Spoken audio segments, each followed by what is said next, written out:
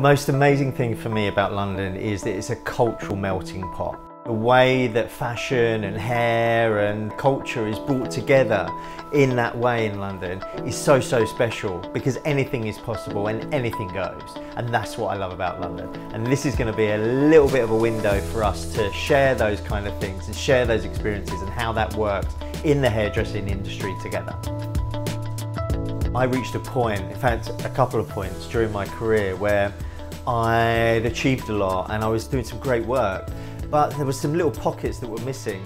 And what was apparent to me is that I needed to look outside of my actual environment and look at new techniques and new inspirations, new cultures, whatever it was, to gain those pieces of information that were going to drive me forward. Whether it was refining my technique or whether it was just looking at a different approach of being able to visualize and create and be able to then go on and design. By doing that, what happened was, instead of my career just kind of trundling up there, it actually started to go up at a really high rate, really quickly. And I think education, as we all know, and sharing is the utmost point of what we do.